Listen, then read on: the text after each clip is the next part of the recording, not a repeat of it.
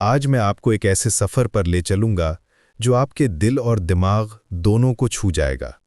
ये कहानी है उन 25 अजीम इंसानों की जिनके नाम अल्लाह ताला ने खुद कुरान मजीद में जिक्र किए हैं।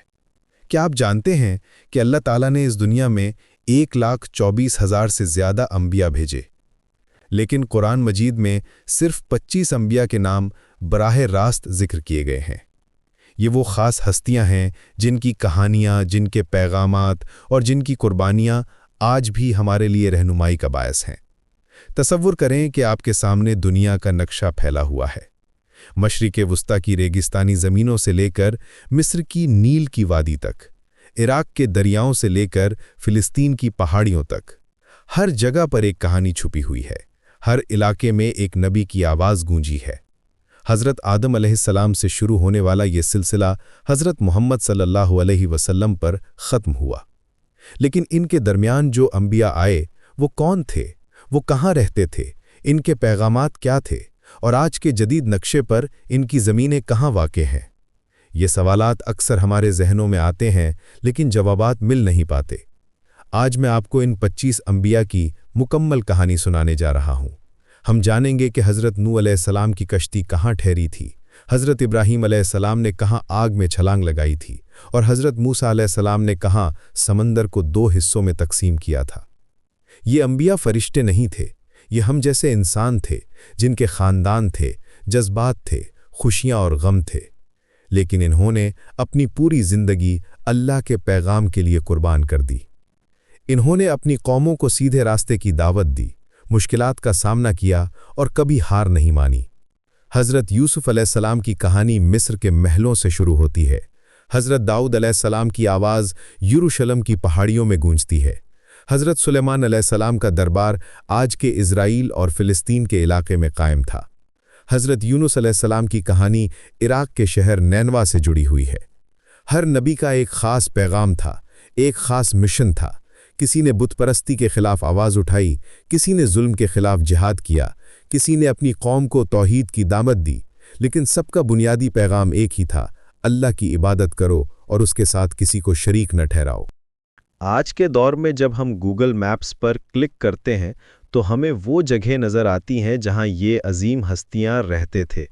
इराक़ में बाबुल के खंडरात, मिस्र में फ़िरौन के अहराम, फ़लस्तीन में बैतुल मक़दस की दीवारें, ये सब आज भी मौजूद हैं और इन अंबिया की यादों को ज़िंदा रखे हुए हैं।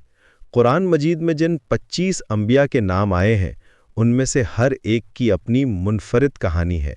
हज़रत आदम अलैहिस्सलाम से लेकर हज़रत ईसा अलैहिस्सलाम तक हर एक ने अपने दौर के लोगों को अल्लाह का पैगाम पहुँचाया। किसी ने तूफ़ान का सामना किया, किसी को आग में जाना पड़ा, किसी को जेल में डाला गया और किसी को अपना वतन छोड़ना पड़ा। ये कहानियाँ सिर्फ तारीख़ नहीं है, ये हमारे लिए रहनुमाई हैं। जब हम मुश्किलात में होते हैं तो हज़रत अय्यूब अलैहिस्सलाम का सब्र याद आता है। जब हम किसी गलत काम का एहसास करते हैं तो हज़रत यूनुस अलैहिस्सलाम की तौबा याद आती है। जब हम अपने ख़ानदान से दूर होते हैं तो हज़रत यूसुफ अलैहिस्सलाम की मोहब्बत याद आती है। आज की इस कहानी में हम इन सब अंबिया के साथ सफ़र करेंगे। हम देखेंगे कि वो कैसे रहते थे, क्या खाते थे, कैसे अपनी कौमों से बात करते थे। हम जानेंगे कि उनके बीवी बच्चे कैसे थे, उनके दोस्त कौन थे और उनके दुश्मन क्यों उनकी मुखालिफत करते थे। ये अंबिया कोई कहानी के किरदार नहीं थे, ये हकीकी इंसान थे जो इस दुनिया में आए, यहाँ रहे और यहीं से अल्लाह के पास वापस चले गए। उनकी कब्रें आज भी मौजूद हैं, उनके निशानात आज भी दिखाई देते हैं। हज़रत इब्राहीम अलैहिस्सलाम का मुकाम आज इराक़ में है। हज़रत मूसा अलैहिस्सलाम का तूर पहाड़ मिस्र और सऊदी अरब की सरहद पर है। हज़रत ईसा अलैहिस्सलाम की जन्मभूमि बैतलहम आज फ़लस्तीन में है। ये सब जगहें आज भी मौजूद हैं और हम इन्हें नक्शे पर देख सकते हैं। लेकिन सबसे अहम बात यह है कि ये अंबिया हमें क्या पैगाम दे रहे हैं, इनकी ज़िंदगियाँ हमें क्या सिखा रही हैं, इनके किरदार से हम क्या सीख सकते हैं। यही वो सवालात हैं जिनके जवाबात हम आज की इस कहानी में तलाश करेंगे। अल्लाह ताला ने खुद कुरान मजीद में इनके नाम लिए हैं। ये इस बात का सबूत है कि ये अंबिया कितने अहम हैं। इनकी कहानियां क़यामत तक के लिए महफूज कर दी गई हैं ताकि हम इनसे सीख सकें। तो आइए इस सफ़र का आगाज़ करते हैं। आइए इन 25 अजीम इंसानों की कहानियां सुनते हैं जिन्होंने अपनी ज़िंदगियां अल्लाह के पैगाम के लिए वक्फ कर दीं। आइए देखते हैं कि वो कहाँ रहते थे, क्या करते थे और आज के दौर में उनकी ज़मीनें कहाँ वाक़ हैं।